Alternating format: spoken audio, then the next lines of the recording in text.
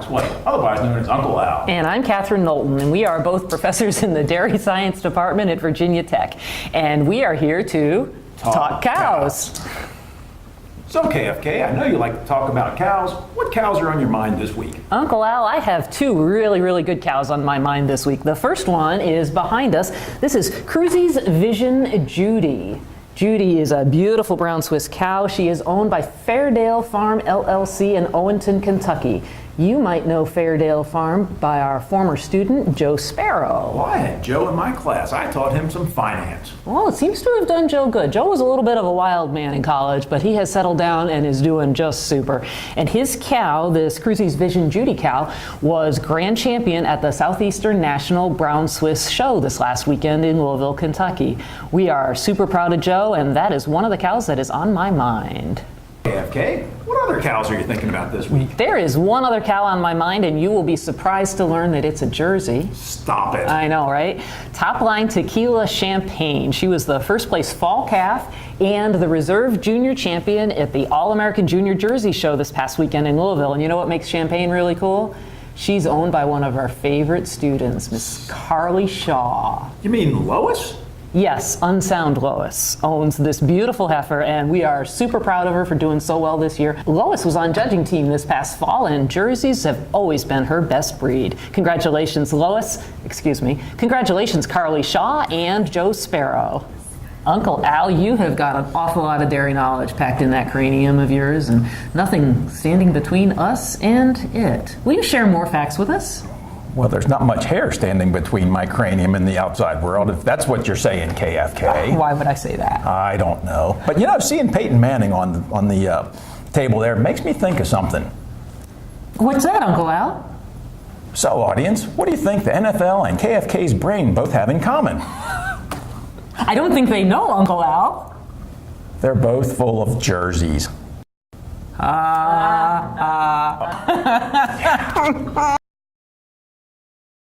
So, Peyton Manning was a football player. He had a modestly successful career in college football and in the National Football League. He retired a little bit ago, and I understand that Peyton's kind of at loose ends, looking for stuff to do. It's Peyton on Sunday morning. So, I decided to bring him here, Uncle Al, and you know why? Why is that, KFK? Because every great herd of cows needs a great herd manager.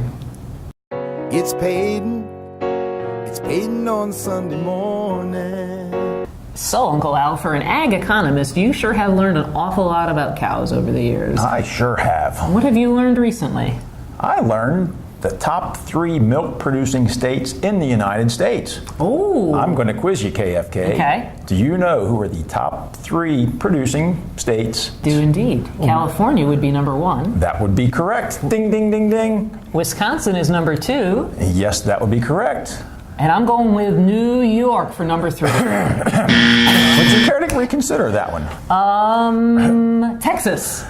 I know you're just kidding with me right now, so I'm not going to accept that There are a lot of good answer. cows in Texas. Yes, there are, but Idaho. Oh, I know, Uncle What's Al. the 3rd largest milk-producing That state would be in Idaho. Idaho would be correct. Well, KFK, now that you're on a roll, Yes? what are the bottom 3 milk-producing states in the United States? Well, I'm going to go with The 50th would be dun. Alaska. Alaska. I don't know. Alaska. Ba-dum-ba. That was bad. The number 49th state would be... I'm going with Hawaii. Rhode Island? Rhode Island. I had a baseball coach from Rhode Island. Well, we have had several awesome dairy science majors from Rhode Island, so I know for a fact there are still some awfully good cows. There are some awfully good cows in Rhode Island, as my coach used to call it. And is Hawaii number 48? Hawaii would be number 48. KFK, you sure know your cows. I do. Well, hey, KFK, guess what? I just ran into one of our former students in the hall. Let's have an episode of Students in the Hallway. Our student today is Rebecca. Salmeron. And where are you from, Rebecca? I am from Silver Spring, Maryland. Silver. So, what are you doing in town today? Well, I was coming to one of the last home games that we have, so I decided to come and visit my advisor who Who's did that? so much for me, Dr. Knowlton. KFK was Yes. your advisor. Tell me an inside story about KFK. She's a recruiter. She likes to pull people into the dairy science program to allow you to open your eyes to different venues of what you could do. And I was one of those recruitees. And I just happened to fall into it and loved every second of it, actually. So, Rebecca, while you were here at Tech, what was your favorite internship? My favorite internship. So it was definitely like a summer undergrad study that I got to do where I was on field and in the lab, where I collected my own samples and then did bench work within the lab as well. And I thought it was pretty neat because you get to see a little bit of both sides, I guess. Not only just the lab work where it's very monotonous and not exciting at all, but yeah, I got to do a lot of things with cows. Like, every time I get asked, I'm just like, yeah, you don't want to know what I've done with cows. Very personal. So, Rebecca, how have you used things that you learned at that internship since you graduated? Well, I do animal science research, which is done at NIH in Maryland. What are some of the neat research projects you're working on these days? So the most recent one that I've gotten the opportunity to work with is an eye study that we're doing, where we're doing gene therapy and trying to regenerate cells to allow people that are either partially blind or blind overall to be able to see again.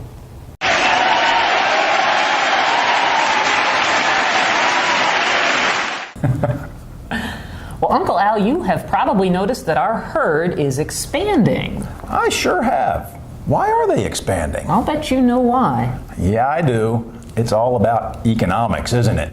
Nerd alert! Oh, man. She got me again. So, KFK, let me lay some economics on you. Oh yeah, I think that's a good idea.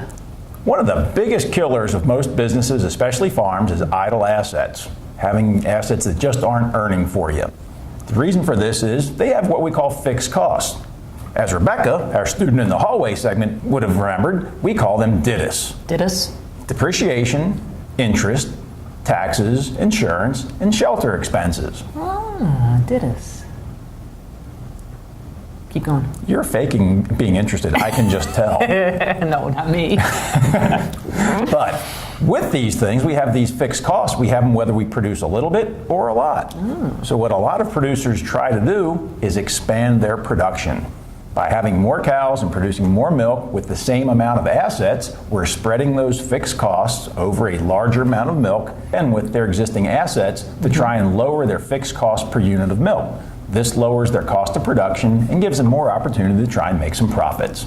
So we're making a good economic decision here, aren't we, Uncle Al? Well, if we're looking to spread those fixed costs out over more cows, we're doing a good job. Uncle Al, if you keep talking economics, I'm going to get really stressed out. You know, KFK, I can see that economic stresses a lot of different people out, especially my students.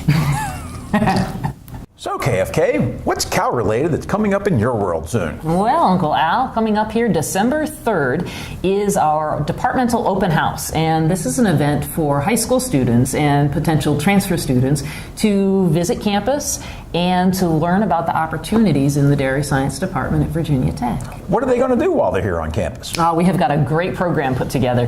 We have mock classes for these students. We have information sessions for the students and for their parents.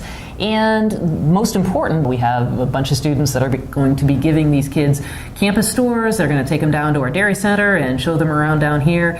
A day in the life of a student in the dairy science department at Virginia Tech. Are they going to get to go to the on-campus dining facilities? Oh, you know they are, Uncle Al. I hear Virginia Tech has the best dining facilities in the United States. Yes, yes, and I suffer from that. Dairy science was probably not the thing that I expected to get into when I came to Virginia Tech, but probably the happiest part of my career at Virginia Tech was that I became a dairy science major. So, Uncle Al, I hear you are leaving with a group of students on Sunday at a ridiculously early hour in the morning. Can you say 6 in the morning, 6 in the morning? Yuck. Oh, What's that all dark about? 30. we're taking a group of students down to Georgia for the Southern Regional Dairy Challenge. Oh, that's cool. We have 8 students are going down. They're going to compete looking at a farm. They're going to make presentations on problems and solutions they found on that farm. Sounds very practical. We're also going to tour the largest dairy farm in the state of Georgia. Really? The Gelber family farm has over 10,000 cows at 2 locations. Oh my God. So we are going to go visit them and then have the students compete. They'll be broken up with students from other universities such as NC State, Florida, Georgia, and they will compete as a team. They will go to the farm, try and figure out what problems they see. They'll take time to generate some solutions, and then they'll present their findings to a board of judges. That sounds like an awesome experience, Uncle Al. It's going to be great, and this is going to get us tuned up for the National Dairy Challenge, which is in California this spring. Ooh, can I go? Well, if you want to pay your own way, you're more than welcome. That doesn't sound like good economics. Nope. California produces 40 billion pounds of milk a year. That's a lot wow. That's a lot of Fruit Loops, KFK. I don't eat Fruit Loops, Uncle Al. That's a lot of Count Chocula's, KFK. Uncle Al, we've gone over this. I don't eat Count Chocula either. Oh, God, here comes the I only eat oatmeal section. Oatmeal, Uncle Al. Okay.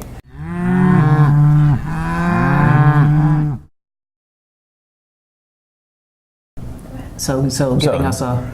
I'm trying to talk here. Sorry. I got to flip a sheep. Have you flipped a sheep?